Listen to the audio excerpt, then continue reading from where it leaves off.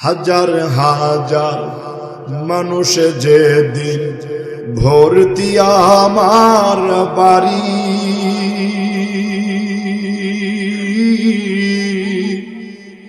চোখের সামনে নিলে বিদায় পড়ে সাদা শাড়ি। হাজার হাজার মানুষ যেদিন ভর্তি আমার বাড়ি,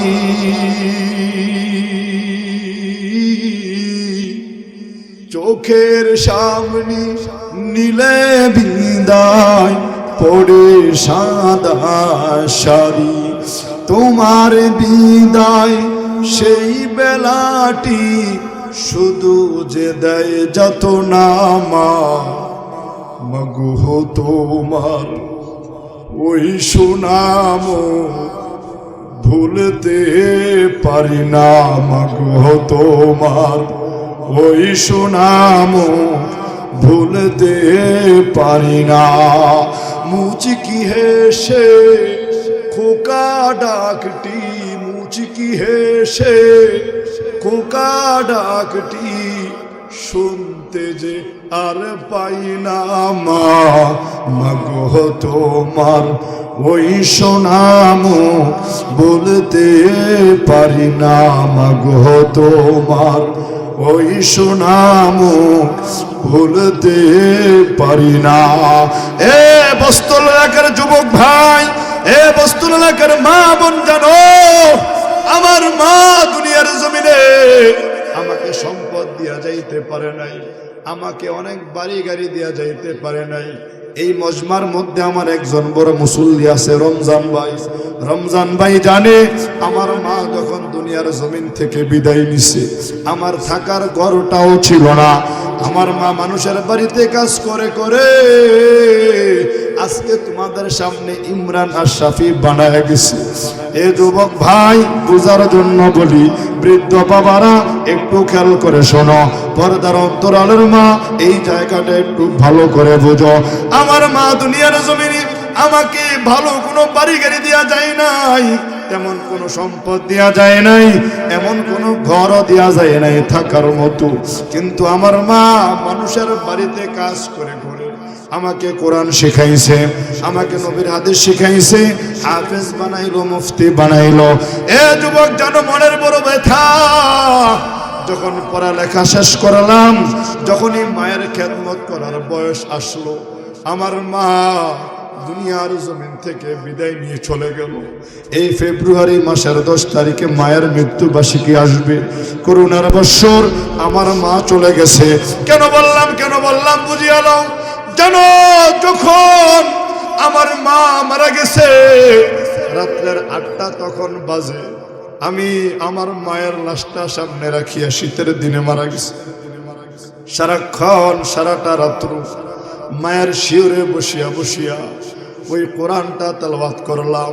আমার বোনগুলো মাদ্রাসায় পড়ুয়া, তারা পর্দার অন্তরালে কোরআন তেলাওয়াত করলো। আমার স্ত্রী পাশের রুমে বসিয়া কোরআন তেলাওয়াত করলো।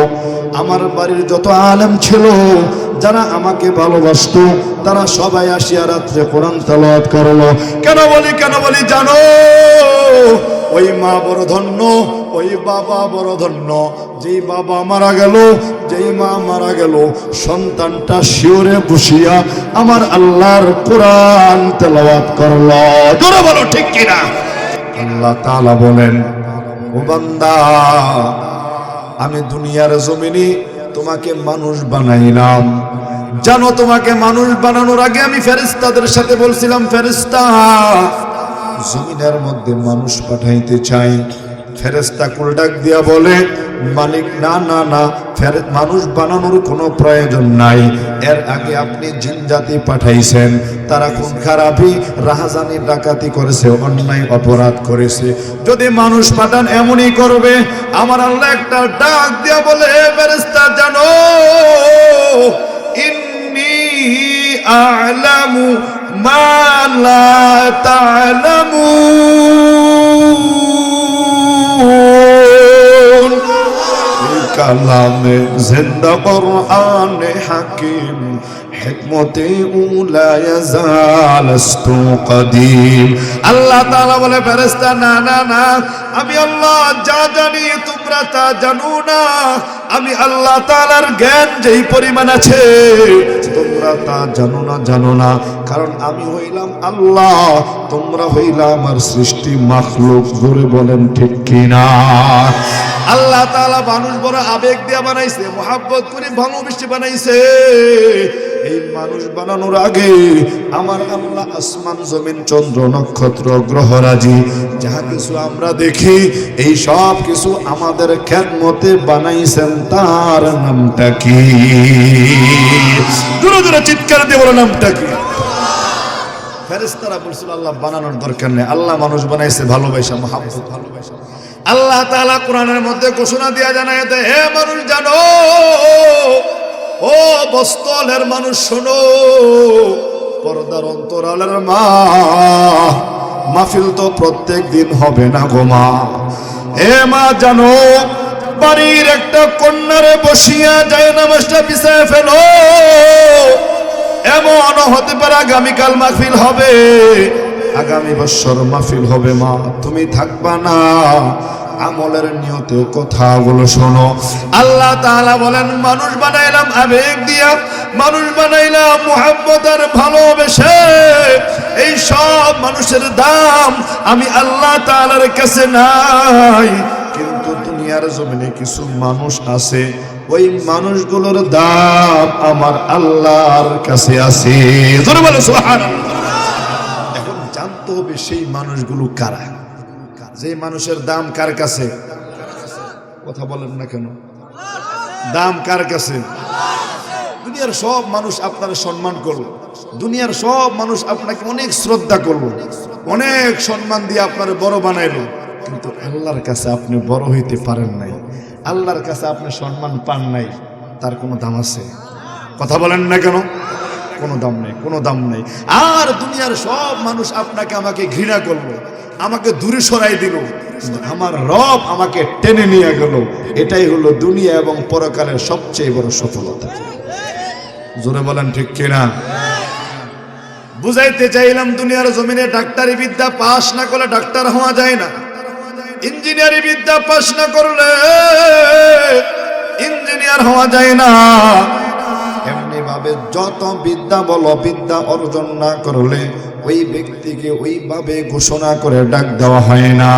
আল্লাহ তাআলা কোরআনের মধ্যে জানায়া দেয়, ও দুনিয়ার মানুষ, ও দুনিয়ার মানুষ শুনিয়া লও, যাদের মধ্যে চারটা গুণ থাকবে, যাদের মধ্যে চারটা গুণ পাওয়া যাবে, তারাই হলো দুনিয়ার জমিনে আমার আল্লাহর কাছে সম্মানিত মানুষ। সুবহানাল্লাহ বলেন। তাহলে সব মানুষের দাম আল্লাহর কাছে নাই। 4 গুণ বিশিষ্ট মানুষের দাম কয় গুণ? 4টা গুণ থাকলে সে আল্লাহর কাছে মানুষ হবে। 4টা গুণ অর্জন করতে বলে সে প্রকৃত মানুষ, নতুবা সে কি?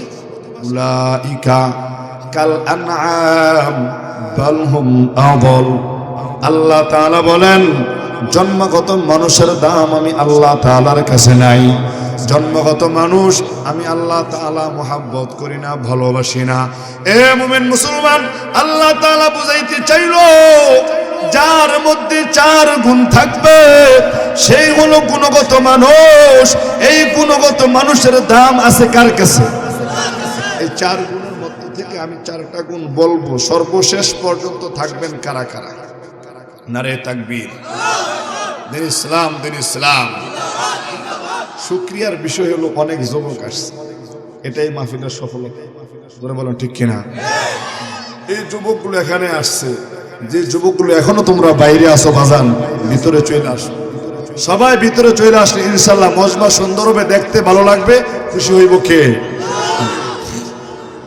1 নাম্বার গুণ আল্লাহ তাআলা কোরআনের মধ্যে জানাইয়া দেন, ইন্নামাল মুমিনুনা আল্লাযীনা ইযা যুকিরাল্লাহ ওয়াজিলাত কুলুবুহুম ওয়া ইযা তুলিয়াত আলাইহিম আয়াতুহু যাদাতুহুম ঈমানান ওয়া আলা রাব্বিহিম ইয়াতাওয়াক্কালুন।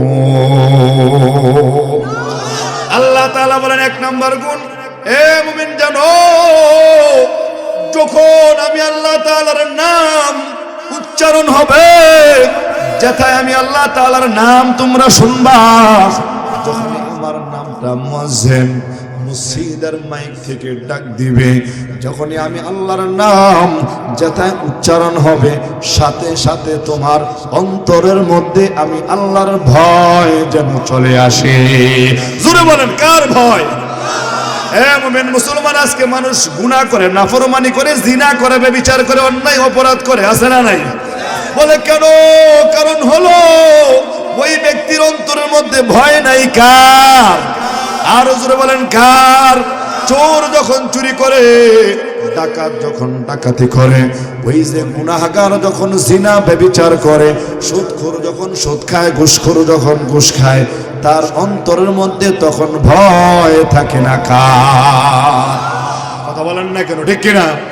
যদি আল্লাহর ভয় থাকতো সে কি জিনা করতো? যদি আল্লাহর ভয় থাকতো কোনো নারী কি বেপরদা চলতো? এ বাবা, কথা বলেন না কেন? যদি আল্লাহর ভয় থাকতো তার দ্বারা কি কোনো বেপরদাগি হইতো? যদি আল্লাহর ভয় থাকতো জিনা ব্যভিচার হইতো না, রাহাজানি ডাকাতি খুন খারাপি হইতো না। কি কোনো দুঃখের কথা, গতকাল মাহফিল ছিল কুমিল্লা নিমসার একটা প্রসিদ্ধ জায়গা। আমার মাহফিল কইরা সাইনবোর্ডে নামলাম 1:30টার দিকে, যাইতে যাইতে 2টা বাজছে। জালকুড়ির আগে 2টা বাজছে। আমারে হ্যাঁ দিকে কারে বেটা, আমারে 2টা বসে পকেটে ছিল, এই জায়গা ছিল মোবাইলটা, আর এখানে ছিল ওই মাহফিলে যায় করে হাদিয়া দিছে। ও বেটা জানে হুজুরের টাকা এই পকেটে রাখে না, এখন রাখি এনে ঠাস করে আগে না রয়ে দিছে। আমি তো এই সময় ভয় পাইছি, 2টা বাজে কি আর কোনো কথা কম যায়? ডরে আর মাতি নেই, কারণ এর কুরবানির সময় গরু জব করে না হুজুররা, এই বড় এক ছুরি, দুজনের হাতে 2টা। আমি চিন্তা করলাম, জান বাঁচান কিও, এই ফতোয়া সবাই পারে, জান বাঁচান।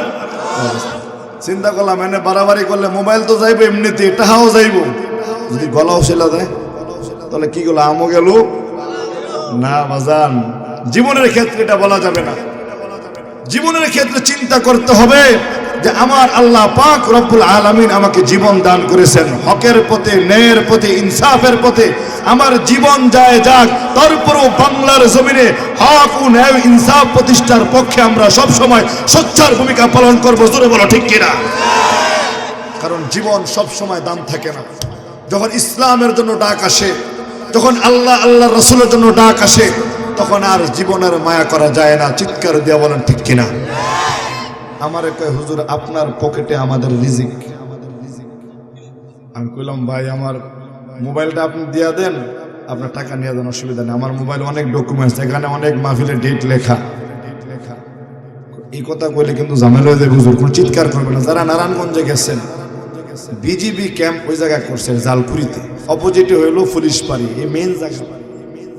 তো আজকে এক পুলিশ গেছে আমার মসজিদে, গিয়া সাক্ষাৎ করছে আমার পরিচিত পুলিশ মাসুদ ভাই। বলছে ইনশাল্লাহ আপনি জিটি লেটারটা দিয়েন, আমরা দিয়ে দেব।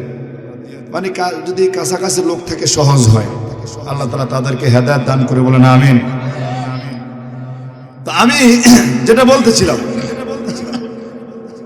রাহাজানি ডাকাতি খুন খারাপি অন্যায় অপরাধ এগুলো ছয়লায় ভয় কখন? যদি মালিকের ভয় না থাকে। কি বলেন ঠিক কিনা? যুবক চিন্তা করিয়া দেখো, যখন রাত্রের 10টা 12টা বেজে যায়, তুমি তোমার রুমের মধ্যে শুয়ে আছো, তোমার মা পাশের রুমে ঘুমায়, তোমার বাবা পাশের রুমে ঘুমায়, তোমার অন্য ভাই বোন অন্য রুমে ঘুমায়, তোমার রুমে তুমি ঘুমায় রইছ। হাতে নিলে একটা এমন ডিভাইস, ওই যে গজবের মোবাইল, হাতে নিয়ে তুমি বেগানা নারীগুলো দেখতেছ, অন্যায় অপরাধের ভিডিও দেখতেছ ইউটিউবের মাধ্যমে। এ যুবক জানো, দুনিয়ার কোন মানুষ এই সময় তোমার সাথে নাই, কেউ দেখে না, কেউ দেখে না।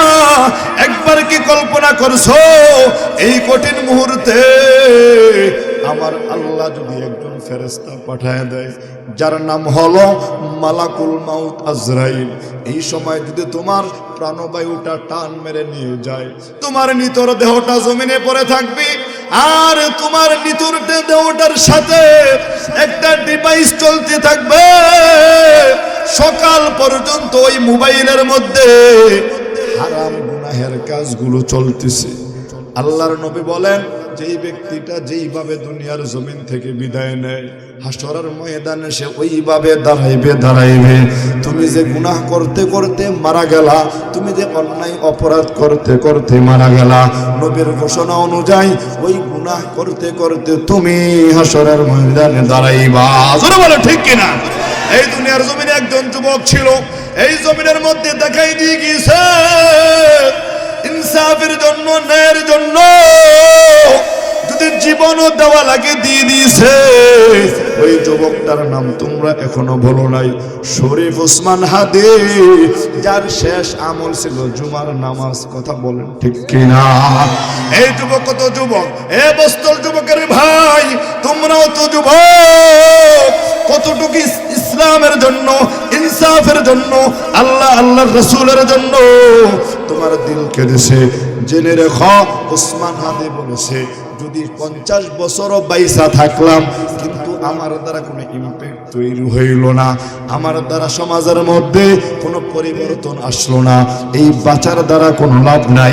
আমি 1 মাস জীবিত রইলাম, আমি 2 মাস জীবিত রইলাম, কিন্তু এর দ্বারা সমাজের কাজ করে গেলাম, দেশের কাজ করে গেলাম, জনগণের কাজ করে গেলাম, ইসলামের কাজ করে গেলাম, ইনসাফের কাজ করে গেলাম, এটাই হলো চূড়ান্ত সফলতা।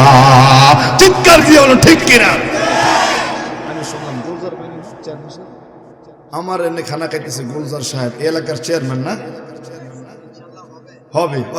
সরি, ওনার ব্যাপারে একজন বলতেছে আমার, হুজুর এই লোকটা কিন্তু আমাদের এলাকা অনেক, আমি জানি না বাবা, আমার রাগ করেন আপনারা কেউ, অনেক অনুদান, অনেক রাস্তাঘাট, আপনি যে রাস্তাটা দিয়েছেন এটা উনি করছে, এমন নাকি? তাহলে তো শুকরিয়া আদায় করা দরকার। আল্লাহ তাআলা তাকে দ্বীনের জন্য, দেশের জন্য, ইসলামের জন্য কবুল করুক। যদি আল্লাহ তাআলা তাকে দিয়ে খেদমত করার জনগণের যদি কবুল হয়, আল্লাহ তাআলা কবুল করে, বলেন না আমিন। মাশাআল্লাহ, ভালো ছিল। তাহলে বুঝাইতে চাইলাম, 1 নাম্বার সিফত ভয় থাকবে কার? জোরে বলতে হবে কার? এই যুবক চিৎকার দিয়ে বলো কার? এই দুনিয়ার জমিনে আল্লাহ তাআলার অনেক বড় বড় ওলি বান্দা ছিল, আল্লাহ তাআলার বুজুর্গ বান্দা ছিল, যারা আল্লাহ তাআলার ভয়, আল্লাহ তাআলার নাম শোনার সাথে সাথে অন্তরের মধ্যে কম্পন সৃষ্টি হয়ে যাইত। এক আল্লাহর ওলির ব্যাপারে লেখা আছে খুতুবাতে জুলফিকারের মধ্যে আল্লামা জুলফিকার আহমদ নকশবন্দি লেখেন, একজন আল্লাহর ওলি 40 বছর পর্যন্ত মসজিদে আজান দেওয়ার আগে দৌড়াইয়া চলে যাইত। সুবহানাল্লাহ। ডাক দিয়া বলে, ভাই তোমাকে প্রত্যেকদিন দেখি আজানের আগে চলে আসো, কারণ কি? এমনও তো একদিন হয় না, একদিন তো এমনও দেখি না তুমি আজানের পরে আসছো। ওই বুজুর্গ বান্দা ডাক দিয়া বলে, ও ভাই, হাসরের ময়দানে যদি আমার আল্লাহ আমাকে ধরে ফেলে, এ আমার গোলাম তোমাকে আজান দিয়া ডাইকা কেন আনা লাগলো? এই ভয়ে আমি আগে আগে মসজিদে আজকে 40 বছর চলে আসি। আউলিয়ারা কারে উকবা ইখতিয়ার, জাহেলারা কারে দুনিয়া ইখতিয়ার, মাইলে মুমিন সুয়ে মুমিন মিশাওয়াদ, মাইলে কাফের সুয়ে কাফের মিশাওয়াদ। এ মুমিন, বুঝাইতে চাইলাম যুবক, কানটা নরম করিয়া, দিলটা নরম করিয়া বুঝো, আমার আল্লাহ তাআলার ভয় দুনিয়ার জমিনে কত ওলি আউলিয়া ছিল। একজন ওলির নাম তোমাদেরকে জানায় দেই, আব্দুল্লাহ ইবনে মুবারক আল্লাহ তাআলার খাস বুজুর্গ বান্দা ছিল, যিনি নবীকে দেখতে পায় নাই, নবীর সাহাবীদেরকে দেখছে। আব্দুল্লাহ ইবনে মুবারক এত বড় আলেম ছিল, আব্দুল্লাহ ইবনে মুবারকের ক্লাসের মধ্যে, দর্সের মধ্যে বসার জন্য হাজার হাজার মাইল থেকে, কিলোমিটার থেকে দৌড়াইয়া তার ক্লাসের মধ্যে এসে বসে যাইত। আব্দুল্লাহ ইবনে মুবারক যখন মারা গেল, ওই জামানার একজন আলেম স্বপ্নে যুগে আব্দুল্লাহ ইবনে মুবারককে দেখতে পাইল। আব্দুল্লাহ ইবনে মুবারক যত বড় আলেম ছিলেন, যত বড় আল্লাহর ওলি ছিলেন, তত বড় জান্নাত আল্লাহ তাআলা আপনাকে দিয়েছে। আব্দুল্লাহ ইবনে মুবারক কয় না, আলেম না, আমি যত বড় ওলি ছিলাম, যত বড় আলেম ছিলাম, এত বড় জান্নাত আল্লাহ আমার দেয় না। আলেম পাগল হয়ে গেছে বলে কি, আব্দুল্লাহ ইবনে মুবারক এত বড় আলেম কিন্তু তার জান্নাত ছোট। বলে কেন? আব্দুল্লাহ ইবনে মুবারক স্বপ্নে জবাব দেয়, আমার বাড়ির সামনে একজন কামারের বাড়ি আছে, কামারের বাড়ি আছে। ওই কামারের জান্নাত আমি আব্দুল্লাহ ইবনে মুবারকের চেয়ে অনেক বড় হয়ে গেছে। আলেম সকালবেলা ঘুম থেকে উঠে দৌড়াইয়া ওই যে কামারের বাড়ির খুঁজে বের হয়ে গেছে। যেতে যেতে বহু দূর যাওয়ার পর একজন যুবককে ধরলো, এ যুবক আমাকে জানাও। এইদিকে আব্দুল্লাহ ইবনে মুবারক ভালোভাবে জানে, ঠিক কিনা বলেন? এই স্বামীর আমল ভালো না খারাপ? স্ত্রী জানে কি জানে না? আমি আপনার কাছে তো অনেক লেভেল ধরে বেশ ধরে থাকে, স্ত্রী জানে এই স্বামীর কোন জায়গায় খারাপ কোন জায়গায় ভালো, ঠিক কিনা? আল্লাহ তাআলা তো ভালো, একজনকে আল্লাহ জানে, আর আল্লাহ তো ভালো জানেই। দুনিয়ার জমিনে স্ত্রী ভালো জানে স্বামীর আমলের কি অবস্থা, আবার স্বামী ভালো জানে স্ত্রীর আমলের কি অবস্থা, ঠিক কিনা বলেন? স্বামী স্ত্রীকে ডাক দিল, ও বোন তুমি জানাও তোমার স্বামীর কেমন আমল ছিল। তোমার স্বামীর ব্যাপারে আমি একটা জিনিস জানছি, বুঝতে পারছি। মহিলা ডাক দিয়া বলে, আলেম আমার স্বামী কামার মানুষ, দুনিয়ার জমিনে দাও কোদাল ফন্তি বানাইতো, স্বামীর তেমন কোনো আমল ছিল না। তারপরে আলেম আবার প্রশ্ন করে, না না না তুমি জানায়া দাও তোমার স্বামীর কোনো একটা আমল ছিল, আমল ছিল। এবার পিরাপিরি বাড়াবাড়ি করার কারণে এবার মহিলা ডাক দিয়ে বলে, আলেম জানো আমার স্বামী কামার মানুষ, চৈত্র মাসে যখন সূর্যের আলো অনেক প্রখর হয়ে যাইত, আমার স্বামী দিনের বেলা দাও কোদাল ফন্তি বানাইতো না। ওই রৌদ্রের কারণে আগুনের তাপের কাছে সামনে যেতে পারতো না। আমার স্বামী ওই চৈত্র মাসের রাতের বেলা দাও কোদাল খন্তি বানাইতো। আমার স্বামী যখন রাতের বেলা দাও কোদাল খন্তি বানানোর জন্য হাতুড়িটা মাথার উপর উঠাইতো, এভাবে যখন মাথার উপর উঠাইতো তখন কপালটা আকাশের দিকে যাইতো। আকাশের দিকে যখন যাইতো তাকায় দেখতো আব্দুল্লাহ ইবনে মুবারক, জগৎ বিখ্যাত মুহাদ্দিস, তিনার বাড়ির ছাদের উপর দাঁড়াইয়া আমার আল্লাহর তাহাজ্জুদ নামাজ পড়তেছে। আমার স্বামীকে আমার মানুষ একটা চিৎকার দিয়ে বলে, আল্লাহ ও মালিক, দুনিয়ার জমিনে তুমি আমাকে ফকির বানাইছো, আমাকে কামার বানাইছো, আমাকে তুমি ধন সম্পদ দাও নাই, আমাকে ইলম দাও নাই। আব্দুল্লাহ ইবনে মুবারককে তুমি ইলম দান করলা, তাকে জগৎ বিখ্যাত মুহাদ্দিস বানাইলা, তার কত সম্পদ দান করলা, যার কারণে দিবারাত্রি সে তোমার সিজদায় পড়ে থাকে। রব্বুল আলামিন তুমি যদি আমাকেও সম্পদ দিতা, আমি কামার ছিলাম না, আমি ইবাদত ছাড়ার মানুষ ছিলাম না। ও দয়ার মালিক তুমি যদি আমাকে সম্পদ দিতা, আমিও দিবারাত্রি তোমার সিজদায় পড়ে থাকতে। আল্লাহু আকবার বলেন। এ মুমিন মুসলমান, আব্দুল্লাহ ইবনে মুবারকের সম্পদ ছিল না, ইলম ছিল না, কিন্তু ভয় ছিল কার? জোরে বলেন না কার? এই কামার ডাক দিয়ে বলে, ও মালিক তুমি আমাকে দুনিয়ার জমিনে কামার বানাইছো, হাসরের ময়দানে লক্ষ কোটি কোটি মানুষের সামনে তুমি আমাকে কামার বলে ডাক দিও না, ডাক দিও না। পর্দার অন্তরালে ওই মহিলা ডাক দিয়া বলে, আলেম আমার স্বামীর আরেকটা আমলের কথা আমি জানি। ওই মহিলা ডাক দিয়া বলে, আলেম জানো আমার স্বামী যখন এই হাতুড়িটা মাথার উপর উঠাইতো, ওই সময় যখন মুয়াজ্জিন আসসালাতু খায়রুম মিনান নাওম বলতো, আমার স্বামী হাতুড়িটার মাথার উপর থেকে নিচে নামাইতো না, ডান দিকে ফালাইয়া দৌড়াইয়া ওই মসজিদে নামাজের জন্য চলে যাইত। এ মুমিন মুসলমান, কামার হইয়াও আলেমের চেয়ে জান্নাত বড়। তুমি আমি কেমন গাফিল হয়ে গেলাম, আজকে ফজর ঘুমাইয়া কাটায় দেই, আমি জোহর দৌড়াইয়া কাটায় দেই, আসর দুনিয়ার ব্যস্ততায় কাটায় দেই। এ মুমিন মুসলমান, আল্লাহর নবী বলে কবর ঘরে তোমার জায়গা হবে না, এই কবর ঘর বড় খারাপ। নবী আমার বলেন আল কবরু ইম্মা রাউযাতুম মিন রিয়াজিল জান্নাহ ওয়া ইম্মা হুফরাতুম মিন হুফারিন নার। আল্লাহর নবী বলেন অনেক ব্যক্তির কবর হবে জান্নাতের বাগান, আবার অনেক ব্যক্তির কবর হবে জাহান্নামের গর্ত।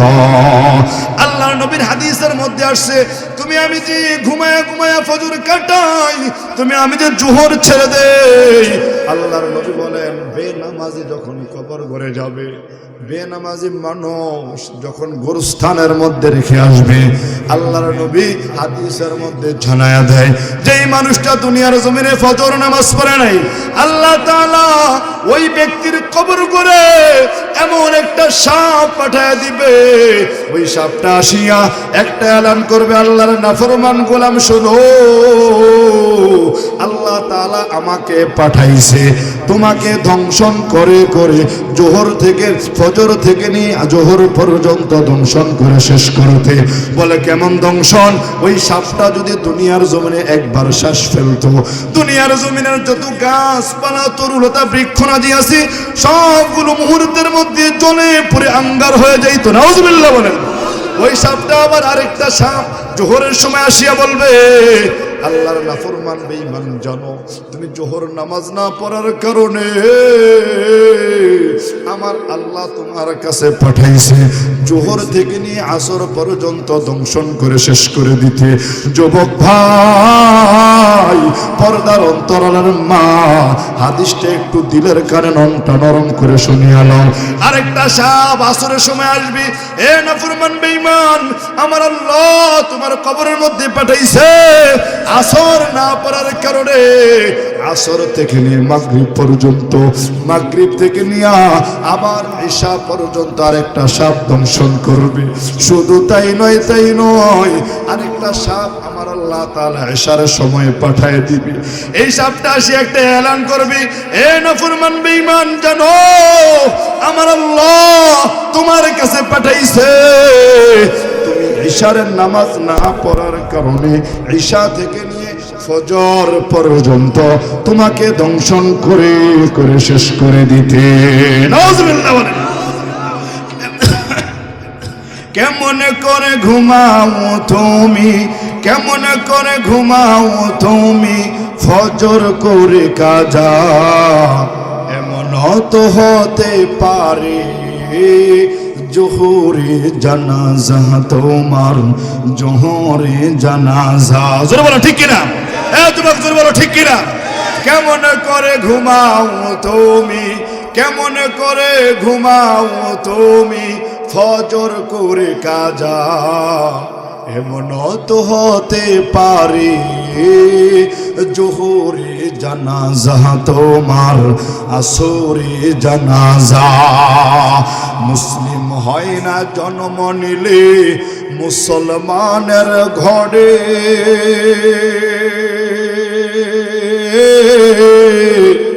কাফের মুমিন তফাৎ হয় সালাতের উপরে, মানুষ নামাজের উপরে। এই জীবনে সালাত যেন, এই জীবনে নামাজ যেন, এই জীবনে সালাত যেন, এই জীবনে নামাজ যেন হয় না কবু কাজা, এমন তো হতে পারে আসরে জানাজা তোমার, জোহরে জানাজা। তোর বলে ঠিক কিনা? নামাজের লাশ কবরেতে রাখবে রে যখন, মাটির চাপে পাজরের হার ভাঙবে রে তখন। বেনামাজির লাশ কবরেতে রাখবে রে যখন,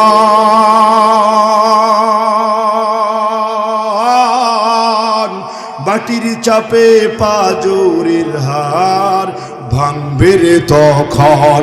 বিষাক্ত ওই সাপের ছোবল, বিষাক্ত ওই সাপের ছোবল বেনামাজির সাজা, এমনও তো হতে পারে জোহরে জানাজা তোমার আসরে জানাজা। কেমন করে ঘুমাও তুমি সবাই, কেমন করে ঘুমাও তুমি, কেমন করে ঘুমাও তুমি ফজর করে কাজা, এমন তো হতে পারে জোহরে জানাজা তোমার জোহরে জানাজা। তোরা বলে ঠিক কিনা? এ মুমিন মুসলমান, তুমি আমি তো চিন্তা করি না, জানো দুনিয়ার জমিন থেকে তো বিদায় নিয়ে চলে যাব। এই এলাকার মধ্যে তো কত মুরব্বী ছিল, আজকে তারা দুনিয়ার জমিনের মধ্যে নাই। তোমার আমার এমন কোনো গ্যারান্টি নাই আগামী বছর থাকবো নাকি চলে যাব। কথা বলে ঠিক কিনা? নামাজ পড়ার দরকার আছে না? ইমাম সাহেব কইতে পারবো মুসল্লি ফজরে কয়জন হয়, ঠিক নিয়ম। এই যে আজকে আপনারা ওয়াজ শুনতেছেন, আগামীকাল ফজরে দেখা যাইব 10 জন মুসল্লি। আমিও তো ইমাম, আমি তো দেখি কি ইমাম সাহেব কথা ঠিক না? ঠিক মুসল্লি না, কিন্তু সারা রাত ওয়াজ শুনলেন, সারা রাত ওয়াজ শুনে মজা নিলেন, লাভ নাই। হুজুর ফজরের কথা কইতেছেন, আমরা অনেকে মাগরিব পড়ি না, এশা পড়ি না, আছে না? এনে আসেনি, মাগরিব নাই এশা নাই, বৈশা রয়েছি অন্য আশাই। গোলামার বুদ্ধি কইল নাকি নালায়েক কাহে? আমরা কি বিরিয়ানি আসে বসে দিছো? কার আশায়? কার আশায়? হেদায়েত দিবে কে? জোরে বলেন কে? যারা না করবে তাকে ঝামেলা আছে। হেদায়েত দেওয়ার মালিক কে? হেদায়েত দেওয়ার মালিক কে? বলতেছিলাম কয় গুণ হইলে মানুষ হওয়া যাইব? এক গুণ হলো কার ভয়? কার ভয়? আল্লাহ। আল্লাহর ভয় না থাকার কারণে বেনামাজি, আল্লাহর ভয় না থাকার কারণে নাফরমানি, আল্লাহর ভয় না থাকার কারণে বেপরদেহি, আল্লাহর ভয় না থাকার কারণে জিনা ব্যভিচার, মোবাইলের মাধ্যমে টুরুলাভ, ঠিক কিনা? এই যুবক কথা কও না কেন? আজকে যুব সমাজ ধ্বংস হয়ে যাচ্ছে কেন? আল্লাহর ভয় নাই। যুব সমাজ ধ্বংস হচ্ছে কেন? মাও ঘুমায়, বাবাও ঘুমায়, ফোলাও ঘুমায়, ফোলার বউ ঘুমায় ফজরের সময়। বস্তুল এলাকায় নাই ও ফজরের সময় মা ঘুমায়, বাবা ঘুমায়, পোলার বউ ঘুমায়, পোলা ঘুমায়, ডাক দেনা কেউ করে। বাবা ডাক দেনা শরমে, কারণ বাবা পড়ে না। মায়া ডাক দেনা লজ্জায়। এক জমানায় অনেক মা বোন এমন ছিল, ফজরের বহু আগে উঠাই সুন্দর মতো অজু বানায় নামাজ পড়া যায়, নামাজটা বিছাইয়া ঘরের দরজার মধ্যে। আগে তো লাইট বাতি ছিল না, আগে লাইট ছিল, চেরাক ছিল, চেরাক। ওই জামানায় মারা আগে কোরআন শরীফটা খুইলা সুন্দর মতো সূরা ইয়াসিন পড়তো। এরপরে পোলা পান ঘুমুর থেকে ভাঙলে আস্তে করে একটা শীতের চাদর লাগাইয়া যা মুক্ত থেকে আলিফ বাতা পর, আল্লাহর শিখ, নবীর শিখ। আর আজকালকে ওই রাত্রে সিরিয়াল দেখে, তো বিভিন্ন সিরিয়াল দেখা লাগে, ইউটিউবের সময় দেওয়া লাগে, রিলস ভিডিও একটার পর একটা আইতে থাকে আর দেখতে থাকে। অনেক জায়গা তো মা বাবা দেখে দেখে পোলা মায়ের লইয়া দেখে, দেখ দেখ কেমন একটা হাসির কথা কইল, আছে না নাই? এই সমাজ ধ্বংস হয়ে গিয়েছে। ইংরেজরা চিন্তা করছে মুসলিমদেরকে ধ্বংস করার সুযোগ নাই। মুসলিমদের ইমানের যে পাওয়ার, মুসলিমদের ইমানের যে জোশ, এদেরকে ধ্বংস করার সুযোগ নাই। হাতে হাতে ধ্বংসের একটা তরবারি ধরায় দাও, এরা নিজেরাই ধ্বংস হয়ে যাবে। কথা বলেন ঠিক কিনা? কারণ এটা একটা দলিল দিই, বাবারা কইতে পারবো। এক জমানায় কিন্তু ওই টিভি দেখার লাগে অনেক দূরে যাওয়া লাগতো। ওই বাজারের মধ্যে টিভি লাগাতো, সপ্তাহে একবার একটা ছবি দেখাইতো, সিনেমা দেখাইতো টিভিতে, কি বাবারা? এখন ওই জামানায় তো গুনাহ করার সুযোগ ছিল না। আর এখনকার জমানায় ঘরে ঘরে দিয়ে দিছে, তোর কত প্রকার সিডি লাগবো, টিভি লাগবো, ডিভিডি লাগবো, যা লাগবো সব একটানা তুমি চার্জ করবা ইউটিউবের মধ্যে, সব নেয়ামত তোমার সামনে হাজির। নেয়ামত না গজব? কথা বলে রাখো, নেয়ামত না গজব? যারা সালাই এরা কিন্তু কইতেছে না। অনেক আছে না ইউটিউব প্রেমী, আছে না নাই? দেখবেন হেরা হারাদিন পিটলো আড়ানা বাড়ে না, যখন এমবি শেষ হয়ে যায়, যে কোনো মূল্যে আপনার 250 টাকা হইতে বান্ডেল কিনতে হইব। হ্যাঁ যুবক, বান্ডেল কিনতে হবে 250, 200, 300, যে কোনো মূল্যে উদ্ধার করে লইবই। এমবি শেষ হয়ে গেলে পাগল হয়ে যায়, কিন্তু মসজিদ মাদ্রাসার জন্য, ওয়াজ মাহফিলের জন্য খুঁজলে হারাদিন পিটলো আড়ানা বাড়ে না, আছে না নাই? এটা মূল কারণ হলো কার ভয় নাই? মূল কারণ কি বলেন? কার ভয় নাই? আল্লাহ তাআলা বলেন, ইন্নামাল মুমিনুনা আল্লাযীনা ইযা যুকিরাল্লাহ ওয়াজিলাত কুলুবুহুম ওয়া ইযা তুলিয়াত আলাইহিম আয়াতুহু যাদাতুহুম ঈমানা। 2 নাম্বার সিফাত, 2 নাম্বার গুণ অর্জন করতে হলে আল্লাহ তাআলা কোরআনের মধ্যে বলেন, যেখানে কোরআন তেলাওয়াত হবে, যেখানে আল্লাহর রাসূলের কথা হবে, ওই জায়গায় বসে যাও, ওই জায়গায় দাঁড়ায় যাও। ওই কোরআন তেলাওয়াতের কারণে, ওই উলামায়ে কেরামের সোহবতে থাকার কারণে, ওই তালিবে ইলমের খেদমতে থাকার কারণে আমার মালিক তোমার ঈমানের মধ্যে একটা জোশ তৈরি করে দিবে, সাথে সাথে তোমার ঈমান বাড়িয়ে দিবে কে? এ মুমিন মুসলমান, কোরআন তেলাওয়াত করলে ঈমান বাড়ে না কমে? হে মুমিন, জানো আমার নবী সাল্লাল্লাহু আলাইহি ওয়াসাল্লাম হাদিসের মধ্যে জানায়া দেয়, শুধু কোরআনের কথা নয়, কোরআনের কথা নয়, নবী বললেন যদি কোরআন তেলাওয়াত করে কিংবা শ্রবণ করে, কোরআন তুমি পড়ো কিংবা শোনো, আমার আল্লাহ তোমার ঈমান বাড়ায়া দিবে। আল্লাহ নবী সাল্লাল্লাহু আলাইহি ওয়াসাল্লামের কাছে কোরআন নাযিল হয়েছে, মক্কার জমানাতে তো কোরআন নাযিল হয়েছে, ঠিক কিনা বলেন? কোরআন নাযিল হওয়ার পরে নবী কোরআন তেলাওয়াত করে, কোরআনের এমন মুজিজা আমার আল্লাহ দিছে, যে শুনে সে মুসলমান হয়ে গেছে। আগামীকাল সকালবেলা বলেন সুবহানাল্লাহ, জোরে বলেন, আরো জোরে বলেন, সবাই বলেন। একজন বাবা বলেন, আমি কিন্তু আমার আব্দুল খালেক শরীয়তপুরের মতো দাঁড় করাইতাম না, মেহেরবানি করে আপনিও বলেন সুবহানাল্লাহ।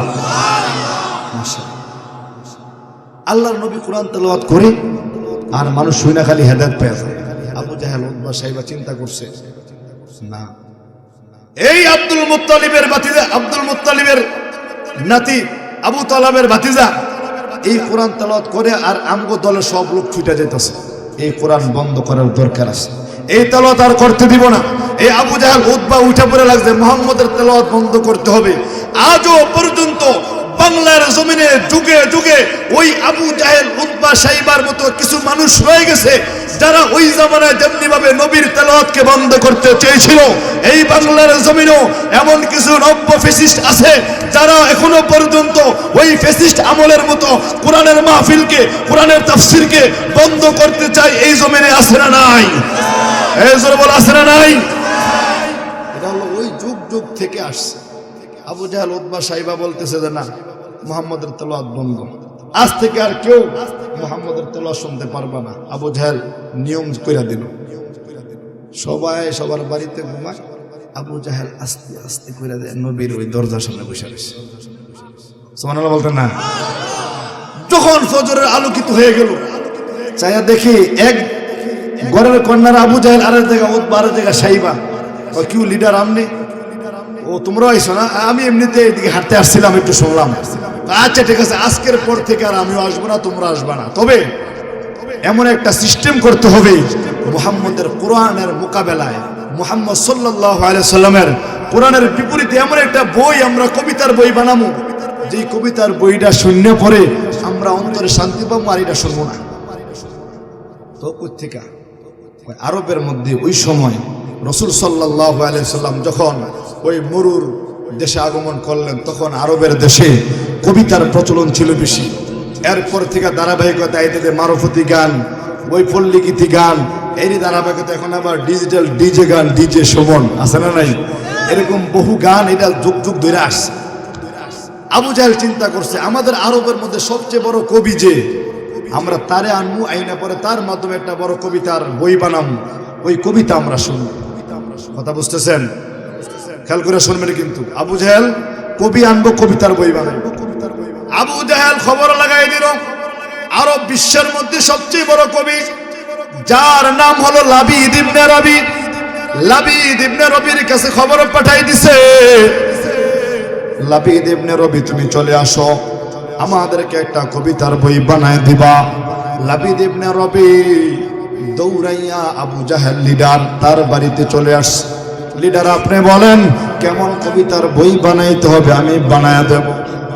আবু জাহেল বলে, আমরা তোমার কাছে একটা বই চাই, ওই যে মক্কার মুহাম্মদ সাল্লাল্লাহু আলাইহি ওয়াসাল্লাম একটা বই তেলাওয়াত করে, এই বইটার মোকাবেলায় আমাদের একটা কবিতার বই বানাইবা, ওইটা আমরা শুনবো। লাবিদ ইবনে রবি বলে, আমি তো জানি না মক্কার বইটা কেমন, ওই বইয়ের স্যাম্পল আইনা দিলে আমি ওরকমের চেয়ে সুন্দর বানায় দিব। নাউজুবিল্লাহ বলেন। ওই যে কোনো জিনিস বানালে স্যাম্পল লাগে না? আপনি গেঞ্জি বানাবেন, এটার মতো বানালে স্যাম্পল লাগবে না? আবু জাহেল, উতবা, সাইবা, লাবিদ ইবনে রবি সবাই মিলে নবীর দরবারে রওনা হয়ে গেছে। হাঁটি হাঁটি পা পা করে আমার নবীর দরবারে গিয়ে হাজির। নবীর সামনে কয়েকজন সাহাবায়ে কেরাম বলেন, ইয়া রাসূলুল্লাহ, আবু জাহেল, উতবা, সাইবা না জানি কোন উদ্দেশ্যে আসছে, কোনো খারাপ করতে পারে। নবী আমার বলেন, না না, তোমরা ভয় পেও না, ভয়ের কোনো কারণ নাই। দুনিয়ার জমিনে আমাদের সাথে কেউ না থাকলো, একজন আছে, তিনার নাম কি? জোরে বলেন, কে? আল্লাহর নবী বলেন, আবু জাহেল, উতবা, সাইবা, লাবিদ ইবনে রবি, আরবের বিশ্বকবি। আল্লাহর নবী সাল্লাল্লাহু আলাইহি ওয়াসাল্লামের কাছে আবু জাহেল গিয়া বলে, ও মুহাম্মদ, তোমার কাছে আসছে একটা আরজি নিয়া। তুমি যেই বইটা তেলাওয়াত করো, তুমি যেই বইটা পড়ো, এই বইটার কিছু অংশ আমাদের কবি লাবিদ ইবনে রবিকে দাও, সে এরকম বই আমাদেরকে বানায় দিবে। পারবে? পারবো বানাইতে পারবে? কোরআন কি মানব রচিত না আল্লাহ থেকে? কোরআন কার থেকে? আল্লাহর নবী যখন শুনলেন আবু জাহেল বলছে একটা ওই অংশ বলে দিতে, আল্লাহর নবী সাল্লাল্লাহু আলাইহি সাল্লাম চিন্তা করলেন, পুরা কোরআন দিলে তো তারা পারবে না, বড় সূরা দিলে তো মনে রাখতে পারবে না। আল্লাহর নবী চিন্তা করলেন, যেহেতু স্যাম্পল নিতে আসছে, কোরআনের সবচেয়ে ছোট একটা সূরা, এটা আমি তাদেরকে বলে দেই, তারা এরকম পারলে বানায় নেক, আমার কোনো অসুবিধা নেই। লাবিদ ইবনে রবি যখন আমার নবী কথা বলতেছিলেন, লাবিদ ইবনে রবি দয়ার নবী, মায়ার নবীর চেহারাটার দিকে তাকাই রইছে। আল্লাহর নবীর চেহারার দিকে তাকাইয়া লাবিদ ইবনে রবি একটা পলকে তাকাই রইল, আর দৃষ্টি পালায় না। লাবিদ ইবনে রবি মনে মনে বলে, আর এটা কেমন মানুষ যার চেহারার সারা দিক দিয়া আল্লাহ প্রদত্ত নূর চমকাইতাছে। লাবিদ ইবনে রবি নবীর দিকে তাকাই রইল। এ মুমিন, জানো, তোমাদেরকে বলতে চাইছিলাম কোরআনের মুজিজা, কোরআন তেলাওয়াত করলে ঈমান বাড়ায় দেয় কে? জানো, এই কথাটা জানার আগে একটা জানো, এই জমিনের মধ্যে অনেক বড় একজন খলিফা ছিল, খলিফাতুল মুসলিমিন ওমরে ফারুক। কি নাম? অনেক বড় শক্তিশালী বাহাদুর ছিল, ঠিক কিনা বলেন? দুনিয়ায় সদাকত মে তেরা নাম রহেগা, দুনিয়ায় सदाकत में तेरा नाम रहेगा, सिद्दीक तेरे नाम से इस्लाम रहेगा, सिद्दीक तेरे नाम से इस्लाम रहेगा, दुनियाए शुजाअत में तेरा नाम रहेगा, दुनियाई शुजाअत में तेरा नाम रहेगा, फारूक तेरे नाम से इस्लाम रहेगा। मरहबा बोलें। फारूक तेरे नाम से इस्लाम रहेगा, दुनियाई सखावत में तेरा नाम रहेगा, उस्मान तेरे नाम से इस्लाम रहेगा, उस्मान तेरे नाम से इस्लाम रहेगा, दुनियाई अदालत में तेरा नाम रहेगा, हैदर तेरे नाम से इस्लाम रहेगा, हैदर तेरे नाम से इस्लाम रहेगा, दुनियाई मुअज्जिन में तेरा नाम रहेगा, दुनियाई मुअज्जिन में तेरा नाम रहेगा, बेलाल तेरे नाम से इस्लाम रहेगा। ठीक किना बोले? उमरे फारूक রাদিয়াল্লাহু আনহু ইসলাম ধর্ম গ্রহণ করার আগে তিনি একদিন নবীর কল্যাণ জন্য যাইতেছিল। এই গল্প আমরা জানি কি জানি না? এই স্কুল কলেজের পোলাবেন নবীর আদর্শ পড়ছো না? ওমর তরবারির খাপ মুক্ত কইরা নবীর কল্যাণতে যাইব। আবু জাহেল ঘোষণা করছে যে কল্যাণ তার জন্য পুরস্কার। রাস্তার মধ্যে এক সাহাবীর লোকে দেখা নাঈম রাদিয়াল্লাহু আনহুর সাথে বলে, ওমর কোথায় যাও? মুহাম্মদের কল্যাণতে যাও। কয় মুহাম্মদের খবর পরে নাও, আগে ঘর কি খবর লো, তোমার ঘরের খবর লো, তোমার বোন আর ভগ্নপতি তো মুসলমান হয়ে গেছে। সুবহানাল্লাহ বলেন না রে বাবা। ওমর দৌড়াইয়া এবার নবীর দিকে যায় নাই, বোনের বাড়ির দিকে রওনা হয়ে গেছে। বোনের বাড়ির দরজার মধ্যে গিয়া দাঁড়াইয়া কিসের যেন আওয়াজ শুনতেছে। দরজার মধ্যে যখন করাঘাত করলো, করাঘাত করার সাথে সাথে বোন ওই কোরআনটা গুছাইয়া তাকের উপর রাইখা দিছে। মুমিন মুসলমান, ওই জামানার কোরআন তো এরকম আমাদের বর্তমান কোরআনের মতো না। ওই জামানার কোরআন ছিল চামড়ার মধ্যে লেখা, বিভিন্ন পাতের মধ্যে লেখা ছিল। ওই জায়গায় ওমরে ফারুক রাদিয়াল্লাহু আনহুর বোন আর ভগ্নপতি কোরআনের কিছু পৃষ্ঠা পড়তেছিল। যখন ওমর ঘরের মধ্যে ঢুকলো, সাথে সাথে এগুলো অনেক দূরে লুকাইয়া রাইখা দিল। ওমর ডাক দিয়ে বলে, তোমরা নাকি মুসলমান হয়ে গেছো, তোমরা নাকি মুহাম্মদের ধর্ম গ্রহণ করছো। এই কথা বলিয়া বোনের গায়ের মধ্যে হাত তুললো, ভগ্নিপতির উপর হাত তুলে ফেললো। ওমর এবার আস্তে কইরা বলল, তোমাদের দরজার মধ্যে যখন দাঁড়াইছিলাম কিসের যেন আওয়াজ শুনছিলাম, ওই জিনিসটা কি আমার একটু শোনাইবা? বোন বলে, না না না, তুমি নাপাক, তুমি মুসলমান না, তুমি নাপাক, তুমি ওযু করো, তুমি পবিত্র হও, আমি তোমাকে তেলাওয়াত করে শোনাইব। যখন ওযু করে আসলো, তখনই ওই যে ওমরে ফারুকের বোন তেলাওয়াত করতে লাগলো, তাহা মা আনজালনা আলাইকাল কুরআনা লিতাশকা।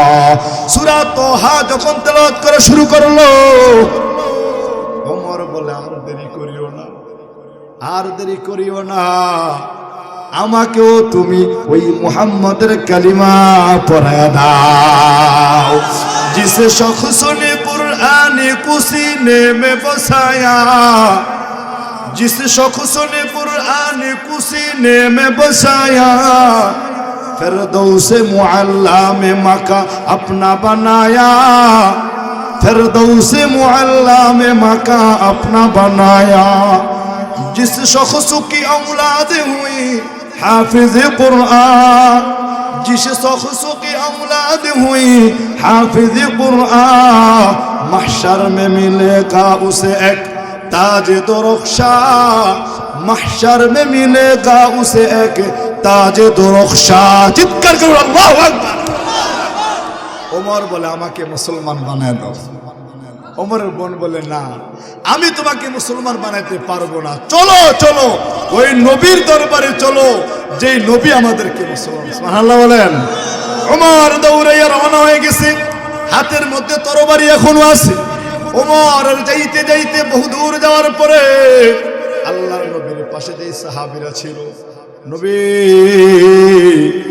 ওমর আসতেছে, ওমরের ভয়ে শয়তানও ভয় পাইতো। আল্লাহর নবীকে ডাক দিয়ে বলে, পয়গম্বর, ওমর তরবারি নিয়ে আসতেছে, না জানি কি একটা হয়ে যাবে। আল্লাহর নবী বলে, না না না, তোমরা ভয় পেও না, ভয় পেও না, তোমরা নীরব থাকো। যখন ওমর আস্তে আস্তে নবীর কাছে চলে আসছে, একবারে সন্নিকটে চলে আসছে, কিছু সাহাবী দাঁড়াইয়া ওমরকে বাধা দিতেছিল। আল্লাহর নবী বলে, না না না, ওমরকে আমার কাছে আসতে দাও, আসতে দাও। ওমরকে ছেড়ে দেওয়া হলো। ওমর আস্তে আস্তে নবীর সামনে গেল। যুবক ভাই, বৃদ্ধ বাবা, পর্দার অন্তরালের মা, এই জায়গাটা ভালো করে বুঝো। ওমর যখন নবীর সামনে গেছে, ওমর অন্য দিনের মতো সিনাটা টান করে বসে নাই, আল্লাহর নবীর সামনে আত্তাহিয়াতুর শুরুতে বসে গেছে।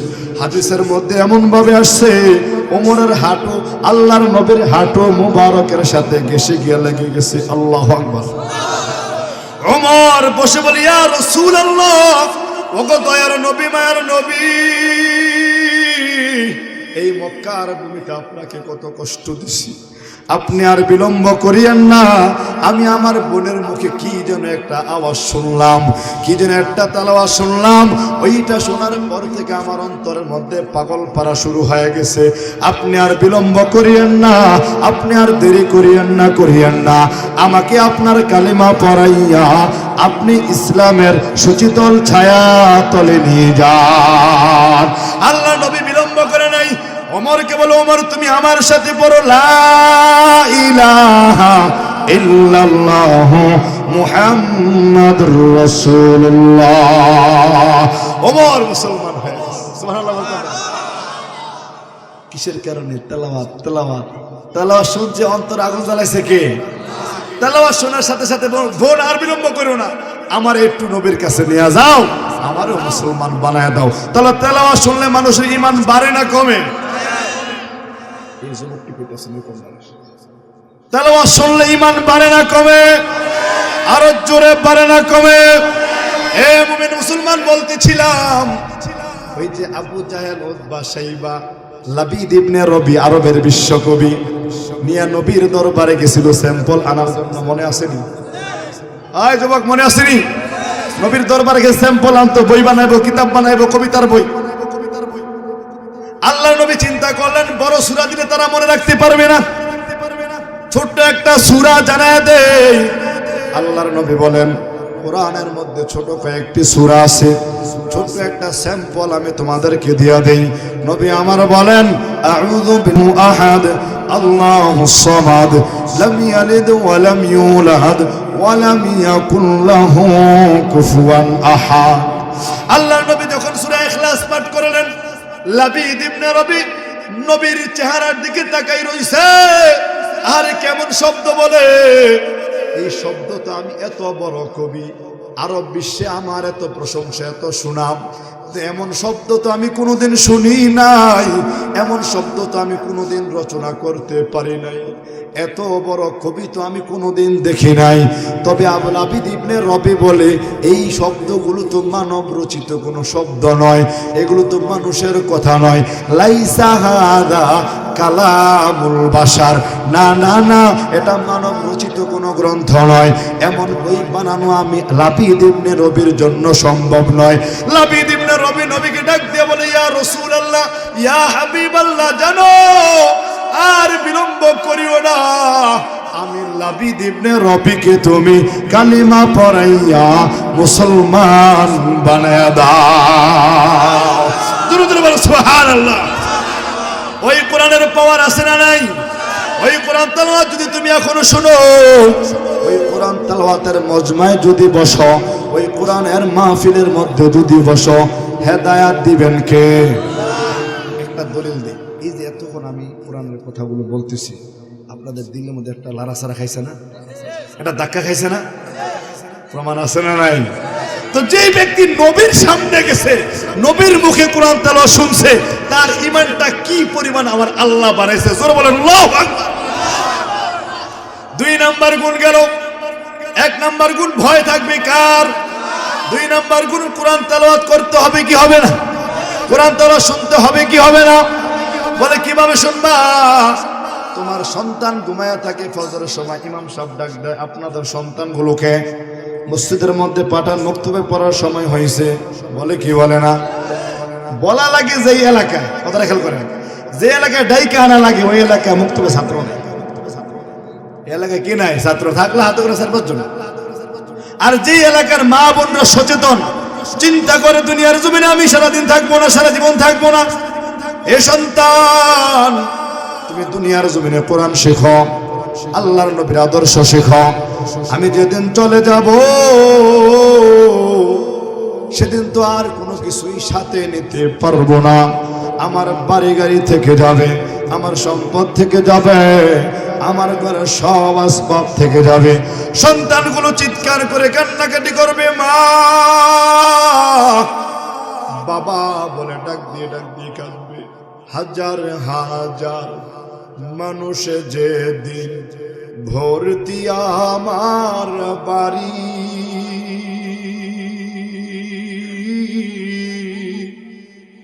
চোখের সামনে নিলে বিদায় ওরে সাদা শাড়ি। হাজার হাজার মানুষ যেদিন ভর্তি আমার বাড়ি,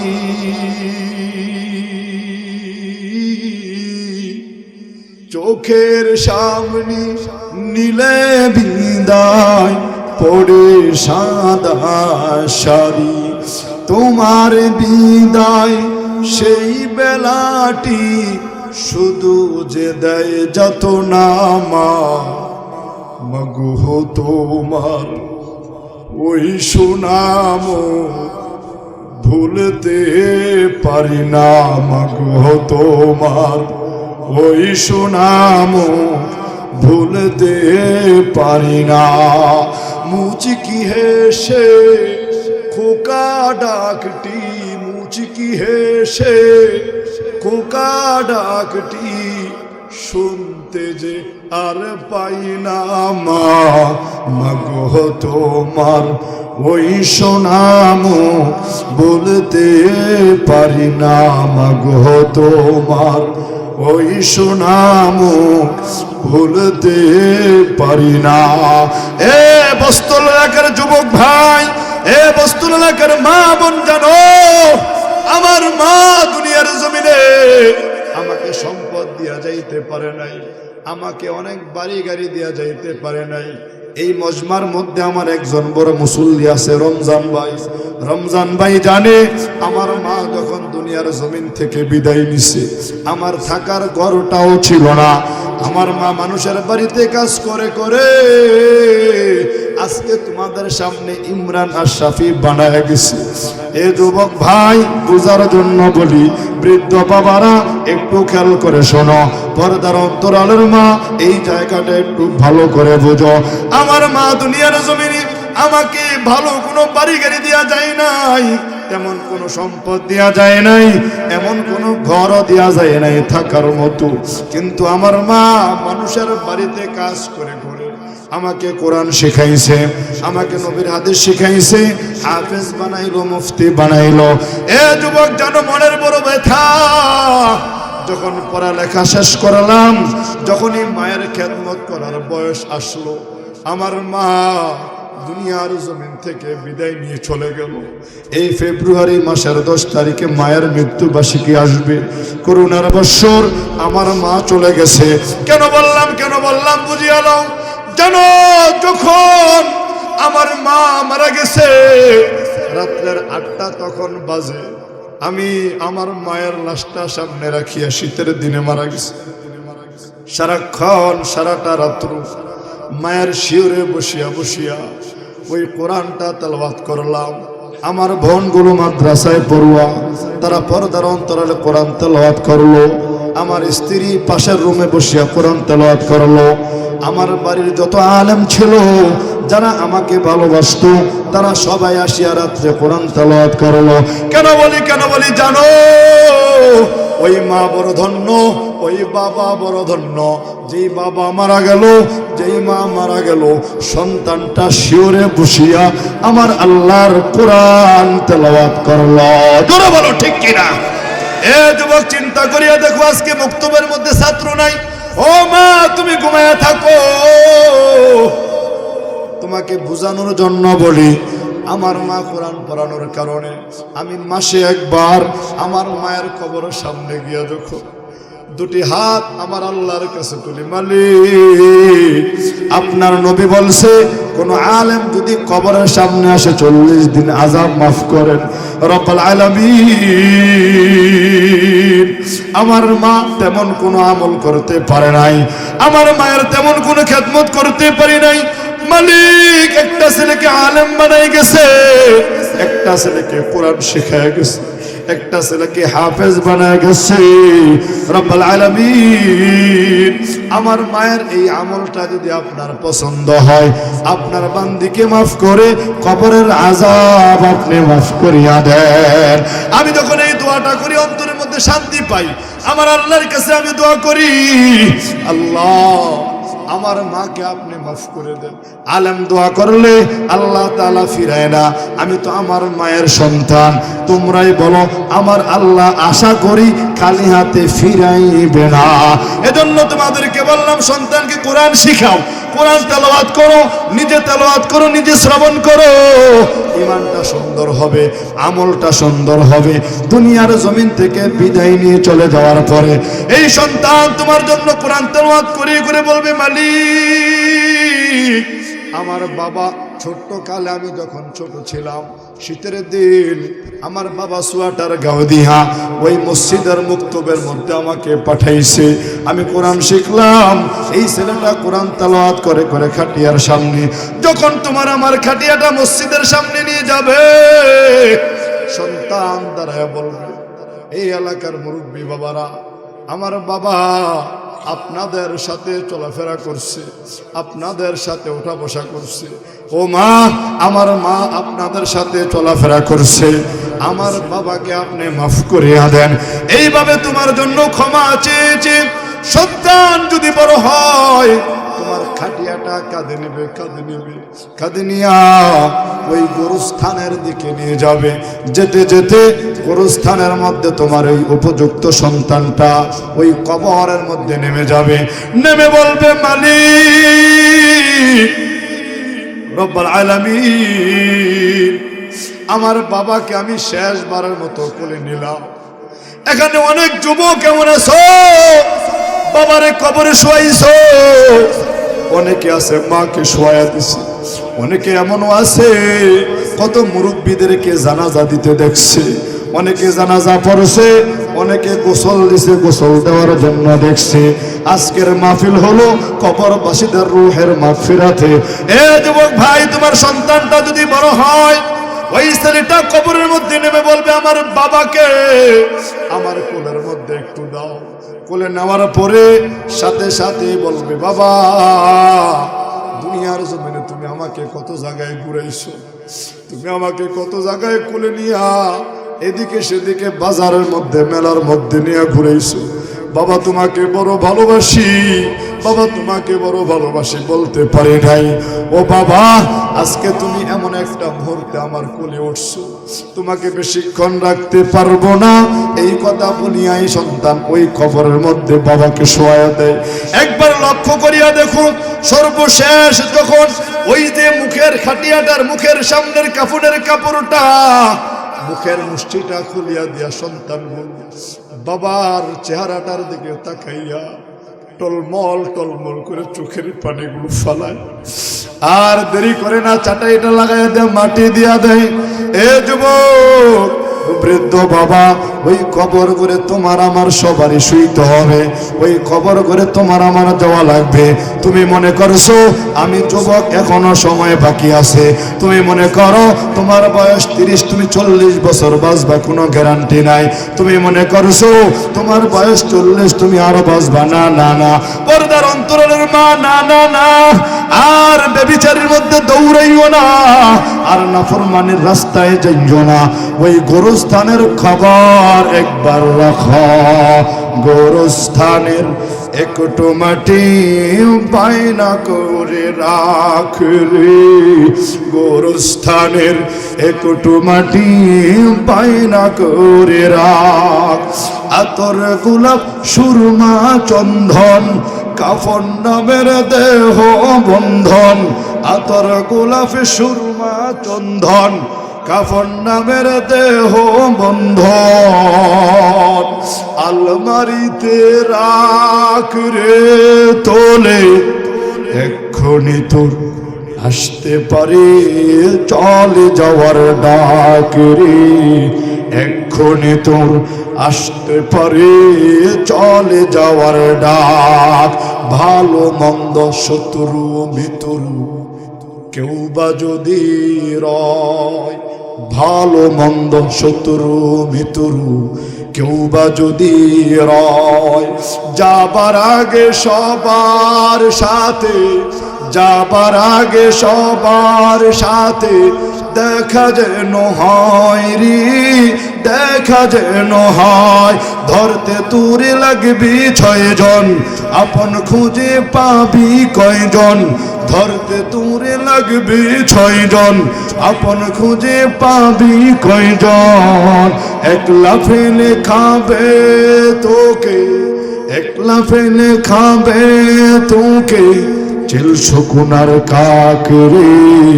এক্ষুনি তোর আসতে পারে চলে যাওয়ার ডাক রে। এক্ষুনি তোর আসতে পারে চলে যাওয়ার ডাক।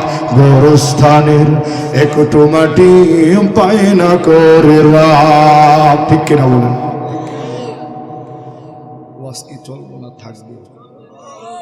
যারা ওই আশা এখন আছে, দেখি তো যুবক কয়েকটা হাসাহাসি করতেছে, এখন চিন্তা হলো ফুটলা। এই যে কবরের কথা কইতেছি, কোরআনের কথা কইতেছি, তাদের দিল এখন নরম হয় না। কেন জানেন? গুনাহ করতে করতে পাথর বানাইছে। গুনাহ করতে করতে কি বানাইছে? অনেক যুবক, অনেক বৃদ্ধ বাবা দেখলাম কাঁদলো, অনেক যুবক দেখলাম কাঁদলো, কিন্তু কিছু যুবক দেখলাম যে পিছনে হাসলো। কে সফল হইল আর কি বিফল হইল? বাবা, সারা জীবন হাসতে পারবা, সারা জীবন হাসতে পারবা, এটা তোমার সফলতা না। কোরআনের কথা শোনার পরে, কবরের কথা শোনার পরে, আল্লাহ আল্লাহ রাসূলের কথা শোনার পরে তোমার কান্না না আসে, মায়ের কথা শোনার পরে যদি তোমার কান্না না আসে, বুঝতে হবে তোমার দিল মরে গেছে। কথা বলেন, সবাই বলেন। তাহলে কবর ঘরের খবর লওয়া দরকার আছে না নাই? কবর ঘরের খবর লওয়া দরকার আছে না নাই? কবর ঘরের খবর লওয়া যদি দরকার হয়, তাহলে যে কথাগুলো আমি বলবো সবাই কিন্তু দিলের কানে শুনবেন। এই মা বোনেরা, এই মহিলাদের প্যান্ডেল আছে না নাই? এই মা বোনেরা, আমি কিন্তু আপনাদেরকে আজকে বেশি ওয়াজ করছি। বক্তব্য যদি আগামীকাল থেকে ছাত্র বেশি না আসে, তাহলে কিন্তু যে ইমাম, আমি তো ইমাম সাহেবরে ফোন দেব, ইমাম সাহেব ছাত্র বাড়লো না কমলো, যদি উনি কমছে তাহলে কিন্তু বদ্ধ শুরু করে দেব। আপনাকে ইমাম সাহেব কিন্তু সাধারণ আলেম না, কিন্তু আপনারা মনে করছেন আমি দূর থেকে বয়ান করতেছে বড় বক্তা না। এই ইমাম সাহেব তো আপনারা জানেন না। বর্তমানে এরকম যোগ্য আলেম পাওয়া খুব দুষ্কর। বলবেন যে হুজুর আপনি মনে হয় এর ইচ্ছা করে প্রশংসা করতেছেন, না, আল্লাহ সাক্ষী, এরকম আলেম বর্তমানে পাওয়া দুষ্কর। যদি জিনিসের মূল্যায়ন না করেন, কদর না করেন, থাকবে না। কদরে নেয়ামত বাদে যাওয়ান একটা প্রবাদ আছে। নেয়ামতের যদি মূল্যায়ন না হয়, এই নেয়ামত আর থাকে না। চোখ থাকতে কার মর্যাদা দিবেন? ওটা কথা কোন না, চোখ থাকতে কার মর্যাদা? দাঁত থাকতে কার মর্যাদা? দাঁতের। ইমাম সাহেবের মহব্বত করা দরকার আছে না নাই? আমি শুনছি ইমাম সাহেব বলছে এলাকার যুব শ্রেণী এই 1 বছরে অনেক ভালোবাসা দিছে। এটা বলেন শুকরিয়া, বলেন আলহামদুলিল্লাহ বলেন। অনেক মুরব্বী বাবার ইমাম সাহেব অনেক ভালোবাসেন। মুখে মুখে ভালোবাসলে হবে না, একটু দিল দিয়েও বাইসেন। কথাটা বোঝেন নাই? ইমাম সাহেবরা তো মনে করেন তিনারা তো আর ওইভাবে অটো চালাতে পারে না।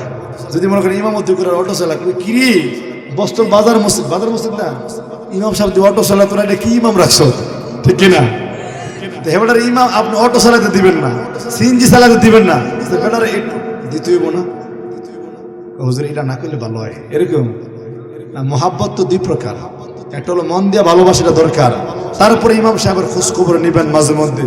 হুজুর ইমরান সাহেব বললো আপনি অনেক বড় আলেম, আমরা তো জানি না আপনার কখন কি লাগে, আপনার কখন কি প্রয়োজন আপনি বইলেন। কারণ হাসরের ময়দানে ওলামায়ে কেরাম, ইমাম, মাসাজিদের ইমামরা যখন সুপারিশ করবে, জান্নাত দিবে কে? মনে করেন আমার একজন ভালোবাসে, হাসরের ময়দানে আটকে গেছে, আশরাফি ভাই কত মাহফিলে আপনারা দেখছি, অনেক মাহফিলে আপনারা নিয়ে গেছে, আজকে আমি আটকে গেছি, একটু সুপারিশ করা যায় না? নবীর হাদিসের মধ্যে আসছে 1 গ্লাস পানি পান করাইবো যে দুনিয়ার জমিনে। মনে করেন উদাহরণস্বরূপ আমার বাবা আমার 1 গ্লাস পানি পান করাইবে, দাঁড়ায় বলতে পারবো বুখারী শরীফের হাদিস, হুজুর আমি আপনারা দুনিয়ার জমিনে 1 গ্লাস পানি পান করাইছি, আজকে আমি আটকে গেছি, আপনি আমার একটু সুপারিশ করেন। হাদিসে আসছে ওই আলেম দৌড়ে আবার আইব, আল্লাহ এই লোকটা নাকি দুনিয়ার জমিনে আমার 1 গ্লাস পানি পান করাইছে, আল্লাহ আপনি তারা কি মাফ করা যায় না? আল্লাহ বলবে তুমি আমার নবীর ওয়ারিস, তুমি আমার হাবিবে কিবরিয়ার ওয়ারিস, তুমি বলছো এটা সারা জানা। হে ফেরেশতা, আমার এই হাবিবের ওয়ারিস যতজনকে বলবো ততজন জান্নাত দিয়ে দেব। তাহলে আলেমদেরকে ভালোবাসা লাভ না লস? এজন্য ইমাম সাহেবের খবর রাখা দরকার আছে না নাই?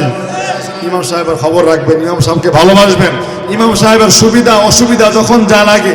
আমি শুনছি মহল্লাতে খানা দেয় নাকি ইমাম সাহেব খানা দেয়, অনেকে অনেক মহাব্বত করে, কিন্তু এটা ধারাবাহিক রাখতে হবে, ভালোবাসবেন। এবং ইমাম সাহেবের যদি বেতন কত দেয়, বেতন ও কইতে তো পারে না, দেখি ইমাম সাহেব বেতন কত যুবক? যদি 15,000 হয়ে থাকে 2,000 বাড়াই দিবেন, কারণ বর্তমান জমানায় 15,000 টাকার দাম তেমন নাই বাবা। একটা ফ্যামিলি নিয়ে চলতে গেলে অনেক, আপনারা সবাই এখানে জিম্মাদার ঘরে আছেন না, সবাই ফ্যামিলি চালান। আপনার অনেকে হুজুর মাসে 30,000 টাকা এরপরও হয় না, অনেকে বিদেশি 1 লাখ পাঠায়, এরপরও ওই ইমাম সাহেবের বেলার করতে লাগবো না, সব বরকত দেয় হুজুর করে আল্লাহ না, তা আপনাদের তো আল্লাহ কবুলও করে। এজন্য এটার একিনটা যদি নিজের ব্যাপারে রাখতেন, কথাটা খেয়াল করেন বাবা, এই একিনটা হুজুরদের ব্যাপারে আপনাদের যত 100তে 100 আছে, হুজুরদেরকে বরকত দেয় কে? এই একিন যদি আপনি নিজের বেলা রাখতেন যে আমার আল্লাহ হুজুর করে যেমন বরকত দেয় আমারও দিব, এই ইয়াকিন বিশ্বাস যদি আপনার থাকতো তাহলে আল্লাহ তাআলা আপনারও ওই রকম বরকত দিত, ঠিক কিনা? এজন্য হুজুরদেরকে বরকত আল্লাহ দেয়, এটা ঠিক আছে। এই কথার অন্তরালে আরেকটা কথা আছে, এটা হুজুরদেরকে ঠকানোর একটা সিস্টেম। হুজুর করে আল্লাহ বরকত দে থাক, এটা কইয়া হুজুর করে ঠকাই দেয় না। বাবা যুবক, আলেমদেরকে মহব্বত করবো তো ইনশাআল্লাহ, আলেমদেরকে মহব্বত করবো ইনশাআল্লাহ। দুনিয়ার জমিনে প্রকৃত মানুষ হইতে হলে কয়টা গুণ? দুইটা শেষ। কোরআন তেলাওয়াত করা, এমনি ভাবে আল্লাহর ভয় নিয়ে চলা, আর কি করা? তওবা করা তো আজকালকে মানুষ ভুলে গেছে। তওবা যে করা লাগে আল্লাহর কাছে, গুনাহ হয়ে গেলে তওবা করবো কার কাছে? একটা উদাহরণ দিলে বুঝবেন। অনেক সময় কাপড়ের মধ্যে ময়লা লাগে না, আমরা কি করি? পাউডার দিয়ে ধৌত করি, সাবান দিয়ে ধৌত করি। অনেক সময় ঘরের গ্রিলের মধ্যে জং পড়ে যায়, কাগজ দিয়ে ডলি কি ডলি না? আর কথা বলেন না কেন? অনেকের মনে বিতৃষ্ণা চলে এসে, ঘোড়ার ডিম এত ওয়াজ করতেছে, এটা দিব কোন সময়? দিব, এটা তো আর আমি একা লয়ে পাবো কেন? এটা তো দিব। এরকম কে কে আছে যে হুজুর এই দিয়া দিলে ভালো হয়, আর ভালো লাগতেছে না, খাত তোলেন আছে, স্বর্ণ তুলে না, ওই যে এবার রমজান আমি হাতছে নাকি না, হ্যাঁ জোর করে তোলাইছে। আর আখিরি দোয়ার জন্য অপেক্ষায় আছেন, শেষ দোয়া করে মা বাবার জন্য কান্নাকাটি করবেন কে কে? নারে তাকবীর! দিন ইসলাম, দিন ইসলাম, আল কোরআনের আলো, আল হাদিসের আলো। আমি কোন সফল হোক, আপনারা কবেন বস্তলের মাহফিল। সফল হোক, সফল হোক, সফল হোক, সফল হোক। যুব সমাজের মাহফিল কোন একা? সফল হোক, সফল হোক, সফল হোক, সফল হোক। আরেকটা সিফতের কথা বইলাই, তওবার কথাটা বইলাই মনোযোগ দিয়ে যাবো ইনশাআল্লাহ, ঠিক আছে ইনশাআল্লাহ। তওবা কেন করবেন, এটা একটা কারণ বলুন। তওবা করার কারণ হলো আল্লাহ তাআলা বলছেন, দুনিয়ার জমিনে তোমার যত গুনাহ হোক, যত বড় বড় অন্যায় নাফরমানি তুমি করো, যদি খালি একবার খাটি দিলে, একবার খাটি দিলে আমার কাছে কান্নাকাটি কইরা দুইটা ফোঁটা চোখের পানি, দুইটা ফোঁটা চোখের পানি ফালাইতে পারো, রাত্রের 2টা বাজে উঠা, কয়টা বাজে? রাত্রের 2টা বাজে উঠা 2 রাকাত নামাজ পড়া, কয় রাকাত? 2 রাকাত নামাজ পড়া কয় ফোঁটা? 2 ফোঁটা চোখের পানি সারিয়া যদি কোন এক মা কিংবা বাবা আল্লাহর কাছে বলে, রব্বুল আলামিন, দুনিয়ার সব মানুষের দরজা বন্ধ হয়ে গেছে, দুনিয়ার ব্যবসায়ীরা ঘুমায় গেছে, দুনিয়ার সব মানুষ ঘুমের ঘরে নিথর হয়ে গেছে, রব্বুল আলামিন, দুনিয়ার সব মানুষের দরজা বন্ধ হইল, আপনার দরজা বন্ধ হয় না। রব্বুল আলামিন, এই দুনিয়ার জমিনে আমি কত নাফরমানি করলাম, এত অন্যায় করলাম, এত গুনাহের কাজ করলাম। আমার গুনাহের কথা যদি আমার মা বাবা জানতো, আমাকে তেজ্য সন্তান করে বাড়ি থেকে বের করে দিত। আমার গুনাহের খবর আমার এলাকার মেম্বার চেয়ারম্যান যদি জানতো, আমাকে জারুর মালা জুতার পিঠা দিয়া বের করে দিত। রব্বুল আলামিন, আপনি আমার গুনাহের কথা গোপন রাখছেন। ওগো দয়ার মালিক, এই মধ্য রজনীতে আপনার কাছে ক্ষমা চাই, তওবা করি। ওই 2 ফোঁটা চোখের পানি জমিনে পড়ার আগে আমার আল্লাহ তোমাকে নিষ্পাপ বানায় দিবে। ইয়া আইয়ুহাল্লাযীনা আমানু তুবু ইলাল্লাহি তাওবাতান নাসুহা। আল্লাহ তাআলা বলেন, বান্দা এই জমিনের মধ্যে শয়তানের ধোকায় পড়ে নাফরমানি হয়ে গেছে, শয়তানের ধোকায় পড়ে নফসের কুমন্ত্রণায় পড়ে তোমার গুনাহ হয়ে গেছে, কিন্তু একবার যদি আমি আল্লাহর কাছে খাঁটি দিলে তওবা করো, ক্ষমা চাও, ক্ষমা চাও, আমি আল্লাহ তোমাকে নিষ্পাপ বানায় দিব। আত্তাইবু মিনাজ যামবি কামান লা যামবা লা, पैगंबर अरबिया का नमदर ताजदार मदीना हजरत मुहम्मद अहमद मुस्तफा সাল্লাল্লাহু আলাইহি ওয়াসাল্লাম জানায় যে ব্যক্তিটা আল্লাহ তাআলার কাছে কেঁদে কেঁদে তওবা করে, মালিক পিছনের গুনাহের জন্য ক্ষমা চাইলাম, পিছনের গুনাহের জন্য লজ্জিত হইলাম, শর্মিন্দা হইলাম, আর জীবনে গুনাহ করব না, তওবা করলাম, ওয়াদা করলাম। এইভাবে যখন কোন মুমিন বান্দা আল্লাহ তাআলার কাছে কেঁদে কেঁদে তওবা করে, আল্লাহর নবী জানায় দেয় এই ব্যক্তি তওবা করতে দেরি আমার আল্লাহ তাকে এমন ভাবে নিষ্পাপ বানাইবে, কেমন যেন মাত্র মায়ের ঘর থেকে নিষ্পাপ হয়ে জন্মগ্রহণ করল। জোরে জোরে সুবহানাল্লাহ। এই জমিনের মধ্যে শুধু তওবা করে নাই, তওবার নিয়ত করছে। কি নিয়ত করছে? তওবা এখনো করে নাই, তওবার কি করছে? আল্লাহর নবী সাল্লাল্লাহু আলাইহি ওয়াসাল্লামের একটা প্রসিদ্ধ হাদিস আব্দুল্লাহ ইবনে ওমর রাদিয়াল্লাহু আনহুর বর্ণিত। আব্দুল্লাহ ইবনে ওমর রাদিয়াল্লাহু আনহু থেকে এই হাদিসটা বর্ণিত আছে। আল্লাহর নবী সাহাবায়ে কেরামদেরকে সামনে নিয়ে অনেকবার এই হাদিসটা বলেছেন, একবার নয়, দুইবার নয়, বারংবার বলেছে। আল্লাহর নবী বলেন, সাহাবায়ে কেরাম জানো, এই দুনিয়ার জমিনে একটা দল ছিল বনি ইসরাইল। এই বনি ইসরাইলের মধ্যে একজন মানুষ ছিল যে দুনিয়ার জমিনে এমন কোন নাফরমানি নাই, এমন কোন অন্যায় নাই, অপরাধ নাই ওই লোকটা করে নাই। ওই লোকটা এতটাই নাফরমানি করছে, জিনা, ব্যভিচার, অন্যায়, অত্যাচার, অবিচার সব কিছু করছে, কিন্তু লোকটা আল্লাহ তাআলার কাছ থেকে একদিন মাপ পাইছে। লোকটার নাম হলো কিফিল। ওই কিফিলের কথাটা আল্লাহর নবী বলতে গিয়া সাহাবায়ে কেরামকে বলেন, আপনারা যেমনি ভাবে আমার সামনে বসে আছেন, সাহাবায়ে কেরাম আল্লাহর নবীর কাছে এমনি বসেছিল। আল্লাহর নবী বলে, জানো ওই কিফিল এমন কোন নাফরমানি নাই, করে নাই, তবে তার একটা বড় গুনাহ ছিল, একটা বড় নাফরমানি ছিল, সে সুদের টাকা লাগাইছে। কিসে? যেমনি কইতাছে কি এলাকা সুদখোর নাই? সুদ খায় এমন আছে না মানুষ? এই বনি ইসরায়েলের মধ্যে একটা লোক ছিল, বলতেছে কে নবী, একজন লোক ছিল সুদে টাকা লাগাইতো, এর কাছে টাকা চাইলে কোনো টাকা নাই। এরকম লোক বর্তমানে আছে। ভাই আমার স্ত্রী অসুস্থ, 2,000 টাকা দাও, কোনো টিয়া নাই তো। ঠিক আছে, নিয়ম কোনটা? তাহলে আমার মেয়ের 2,000 টাকা আমার কাছে আছে, এটা দিতে পারি। আমার বোনের 2,000 টাকা আমার কাছে রাখছে, তুমি নিতে পারো। আছে না বাহানাওয়ালা মানুষ? যদি আপনি ঘুরাইয়া ইন্টারেস্ট দেন তাহলে টাকা ব্যবস্থা হয়ে যায় মুহূর্তের মধ্যে। আর ঋণ নিবেন, সারাদিন ঘুরতে ঘুরতে আপনার চোখ অন্ধ হয়ে যাবে, কিন্তু আমার টিয়া নাই, ঠিক কিনা? আবার এনে কথা আছে, ঋণ দেওয়ার পরে ওই যে এবারে ঋণ দিছে, এবারে হেয়ার ফিসে ঘুরতেছে, জুতা শেষ, আজকে দিচ্ছি কালকা দিচ্ছি, কি আর টিয়া খাইয়া মেরে দামু আনি মিয়া? আমরা টিয়া ঘুরাই কিন্তু টিয়া মেরে খাই না। টিয়া কি করে ঘুরায়, মেরে খায় না, এমন মানুষও আছে। আছে না নাই? আছে না? জোরে বলেন। তো কিফিলের একটা বড় গুনাহ ছিল, সে সুদে টাকা লাগে। ওই জামানার মধ্যে একজন নারী বড় অসহায় হয়ে গেছে, স্বামী মারা গেছে, স্বামী দুনিয়ার জমিনে নাই। এ বাবা, এই কথাটা একটু বোঝো, এই জমিন বর্তমানে যেই মহিলার স্বামী নাই তার মতো কষ্ট আর দুনিয়ার জমিনে আর কোনো মানুষের নাই। ওই কিফিলের জামানায়, জাহিলি যুগে একজন নারীর স্বামী মারা গেছে, সন্তানগুলো 1 দিন 2 দিন 3 দিন পর্যন্ত কিছুই খাইতে পায় নাই।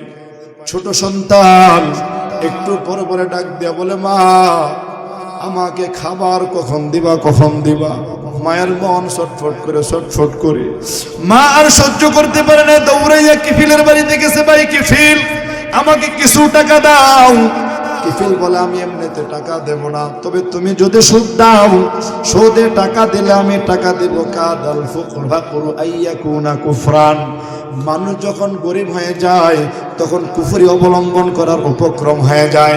ওই মহিলাকে কিফিল প্রস্তাব পেশ করলো, ঠিক আছে তোমার সুদ দেওয়া লাগবে না। ওই কিফিল নারীর দিকে তাকায় দেখে ওই নারীর চেহারাটা কত সুন্দর। কিফিল প্রস্তাব দিয়া বসলো, তোমার সুদ দেওয়া লাগবে না, আমি তোমার সাথে একদিন রাত্রি যাপন করতে চাই। মহিলাটা দৌড়াইয়া ওই কিফিলের দরবার থেকে বের হয়ে গেছে। রাস্তার মাঝখানে আমার সন্তানগুলোর কথা মনে হয়ে গেছে, আরে আমার মাসুম বাচ্চাগুলো আজকে 3 দিন কিছু খাইতে পায় নাই। মহিলা আবার দৌড়ায় আসছে, বলে ভাই কিফিল ঠিক আছে, আমি তোমার প্রস্তাবে রাজি হয়ে গেলাম। ওই মহিলা টাকা নিয়ে চলে গেল। নির্ধারিত দিনে কিফিল মহিলার বাড়িতে উপস্থিত হয়ে গেছে রাতের বেলা। কিফিল যখন মহিলার বাড়িতে গেছে কুকর্ম করার জন্য, ওই মহিলা এমন একজন সতী সাধুবা মহিলা ছিল। মহিলা কিফিলকে দেখার পর অন্তরের মধ্যে কম্পন সৃষ্টি হয়ে গেছে। ভয় কার? কথা বলো না কেন? ভয় কার? মহিলা কম্পন শুরু হয়ে গেছে। কিফিল বলতেছে তুমি কেন কাঁদো? আমি তো তোমার প্রতি কোনো জোর জবরদস্তি করি নাই, আমি তো তোমাকে কোনো জোর জবরদস্তি কইরা চাপায়া দেই নাই, তুমি তো আমার প্রস্তাবে রাজি হইছ। মহিলা বলে ভাই কিফিল, আমি তো এমনিতে রাজি হই নাই, আমার সন্তানগুলো 3 দিন যাবত কোনো খাবার খাই নাই, এই জন্য রাজি হয়ে গেলাম। কিফিল ডাক দিয়া বলে তাহলে এখন কেন কাঁদো কাঁদো? বলে কিফিল জানো জানো আজকে তুমি দুনিয়ার জমিনে তোমার টাকা থাকার কারণে, সম্পদ থাকার কারণে আমার উপর এই স্টিম রোলার চালাও। আমি এই জন্য কাঁদি না, আমি চিন্তা করি এই অবস্থায় যদি আমার মালিক আমাকে দেখে হাসরের ময়দানে আমার মালিক ডাক দিয়া বলবি, এ মহিলা নারী জানো দুনিয়ার জমিনে তুমি বেবিচারিণী ছিলে, তুমি জিনাকারী মহিলা, সময় আমার মালিকের কাছে আমি কি জবাব দেব, কি জবাব দেব? এই কথা বলার সাথে সাথে কিফিল তাকায় দেখি ওই মহিলার সারাটা দেহের মধ্যে পশমের গোড়ায় গোড়ায় পানি জমে গেছে ভয়ে। কিফিল আর পাপ কাজে বসে নাই, দাঁড়ায় গেছে।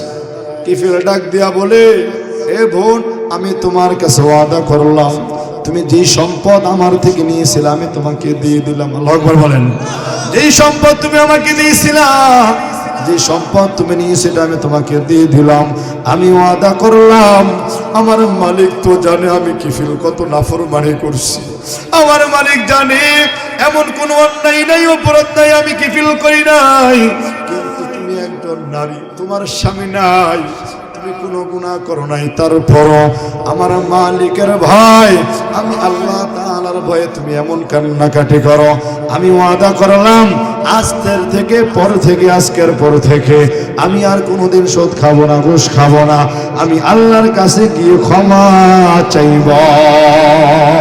কিফিল দৌড়াইয়া চলে গেছে। কোন রাওয়ায়াতে আসছে কিফিল বাড়িতে চলে গেছে, এক রাওয়ায়াতে আসছে কিফিল বাড়িতে যায় নাই, কিফিল জঙ্গলের দিকে রওনা হয়ে গেছে। কিফিল যখন জঙ্গলে গেছে, জঙ্গলে গিয়া 2 রাকাত নামাজ পড়িয়া আমার আল্লাহ তাআলার কাছে তওবা করবে, আমার আল্লাহ তাআলার কাছে কান্নাকাটি করবে, এমন একটা ভাব নিয়ে বসছে। হাদিসের মধ্যে নবী বলেন ওই সময় মালাকুল মাউত আজরাইল কিফিলের সামনে এসে হাজির। কিফিল, তোমার সময় শেষ হয়ে গেছে। ইদা জাআজালুহুম লা ইস্তাখিরুনা সাআতান ওয়া লা ইস্তাকদিমুন। যার হায়াতের জীবন শেষ হয়ে যায় 1 সেকেন্ডও দেরি হয় না, আজরাইল রূহটা ছুঁ মেরে নিয়ে যায়। কথা বলেন ঠিক কি না? কিফিলকে সামনে ধরে বলল, কিফিল না না না, আর বিলম্ব করা যাবে না, তোমার রূহটা টান মেরে নিয়ে যাব। এই কথা বলতে দেরি, কিফিলের জান নিয়ে চলে গেছে, লাশটা পড়ে গেল। সকালবেলা খবর চলে গেল, এলাকার সব মানুষ হাসি খুশি, কিরে কিফিল বলে মারা গেছে, সবাই স্বস্তির শ্বাস ফেলায়। আল্লাহ, অনেক বড় নাফরমান ছিল, মুখে মুখে না বললে মনে মনে সবাই দৌড়াইয়া কিফিলের বাড়ির দিকে যাইতেছে কিফিলের লাশটা দেখ। এরকম মানুষ আছে না, অনেক নাফরমান মারা গেলে কি বলে মারা গেছে, এই সুদ খাইতো, অনেক মানুষ অত্যাচার করছে বলে, কি বলে না, সামনাসামনি না বললো মনে মনে বলে। এই লোকটাকে যখন জানাজার খাটিয়ার সামনে দাঁড় করায় বলে তারে মাফ করে দিন, সবাই বলে আল্লাহ মাফ করুক, বাকি হ্যাঁ যেই কাজ করছে হুজুর আপনি যদি জানতেন, আল্লাহ মাফ করুক, তবা আল্লাহ তাআলা ভালোবেসে। এরকম আছে না অনেক মানুষ, এরা মুখে বলতে পারে না কিন্তু অন্তরে বেদনা জানে কে। কিফিল মারা গেছে, রাজ্যের সব মানুষ দৌড়াইয়া চলে আসছে কিফিলকে দেখার জন্য। যুবক ভাই, চিন্তা করিয়া দেখো কিফিল কত বড় নাফরমান, কিন্তু আল্লাহর ভয় নিয়ে তওবা করতে চলে গেল জঙ্গলের মধ্যে মারা গেল, এখনো তওবা করতে পারে নাই। এলাকার সব মানুষ দৌড়াইয়া চলে আসলো কিফিলের বাড়িতে কিফিলকে দেখার জন্য। যখন সব মানুষ হাজির হয়ে গেছে, কিফিলের বাড়ির সামনে একটা বড় কাঠকুয়ারি ঘর, চৌকাঠ ছিল, কাঠের চৌকাঠ আছে এখনো পর্যন্ত। আগের রাজা বাদশাদের বাড়ির মধ্যে কাঠকুয়ারি ঘরের মধ্যে চৌকাঠ আছে না নাই? অনেক মানুষের ঘর এমন আছে এমন আছে। সব মানুষ যখন কিফিলের বাড়ির সামনে এসে হাজির হয়ে গেল, সবাই তাকায় দেখে ওই কিফিলের বাড়ির সামনে যে চৌকাঠ ঘরের দরওয়াজার মধ্যে আমার আল্লাহ তাআলা নবী জানায়া দেয়, আল্লাহ তাআলা কুদরতি ভাবে ওই দরওয়াজার চৌকাঠের মধ্যে লিখে দিলেন কদ গফারাহুল্লাহুল কিফিল। আমার আল্লাহ তাআলা গত রাতে কিফিলের এই তওবার নিয়তের কারণে জীবনের সব গুনাহ মাফ করে দিছি। এ জীবনে না করিলাম বন্দেগি, গুনাহ করে কাটাইলাম জিন্দেগি, গুনাহ করে কাটাইলাম জিন্দেগি। কথা বলো ঠিক কিনা? তাহলে 3 নাম্বার গুণ হলো তওবা করা কার কাছে? এই কথা বলেন না, কোনো কার দরবারে তওবা? এ মুমিন মুসলমান, তওবা করলে খুশি হয় কে? জোরে বলতে হবে, তওবা করলে খুশি হয় কে? তওবা করলে খুশি হয় কে? আমি 4টা গুণ বইলে শেষ করে দিব। 3 নাম্বার গুণ শেষ। এখন তওবা করলে পুরস্কার 4টা। কয়টা? তওবা করলে পুরস্কার কয়টা? 1 নাম্বার আত-তাইবু মিনাজ যামবি কামাল্লা যামবালা, আল্লাহ তাআলা নিষ্পাপ বানায় দেয়। বলেন না সুবহানাল্লাহ। তওবা করলে নিষ্পাপ বানায় কে? 2 নাম্বার তওবা করলে লাভ হলো আত-তাইবু হাবিবুল্লাহ। তওবা করে যে ব্যক্তি বন্ধু হয় কার? হাবিবুল্লাহ। বলেন কি বললা? হাবিবুল্লাহর একটা কথা বলা লাগে। হাবিবুল্লাহ মানে বন্ধু, সদিকুর অর্থ বন্ধু, খলিলুর অর্থ ইব্রাহিম খলিলুল্লাহ আছে না? কার বন্ধু? সদিক। যারা বিদেশ করে সদিক মানে কি? বন্ধু। হাবিব মানেও বন্ধু, কিন্তু খলিল ইব্রাহিম নবীর সিফত আর হাবিব আমার নবীর সিফত। কার সিফত? ইয়া রাসূলুল্লাহ, ইয়া হাবিবুল্লাহ আছে না? যারা শব্দের বিশ্লেষণ করেন তারা লেখছে খলিল অর্থ বন্ধু, হাবিব অর্থ বন্ধু। পার্থক্য আছে। খলিল মানে ইব্রাহিম খলিল আল্লাহর জন্য পাগল ছিল, এই জন্য তারা বলছে কি খলিলুল্লাহ। আর আল্লাহ স্বয়ং আমার নবীর জন্য পাগল ছিল, এই জন্য নবীর সিফত হয়ে গেছে কি হাবিবুল্লাহ। আল্লাহ নবী বলে যেই ব্যক্তি তওবা করে আল্লাহ তাআলা তারে হাবিবুল্লাহ বানায় না। সুবহানাল্লাহ বলেন। 3 নাম্বার পুরস্কার হলো যদি তওবা করে, ইন্না ইবাদি লাইসা লাকা আলাইহিম সুলতান। তওবা করার পরে আল্লাহ তাআলা তাকে আর পথভ্রষ্ট করে না, তাকে হেদায়েতের উপর রাখে। সুবহানাল্লাহ বলেন।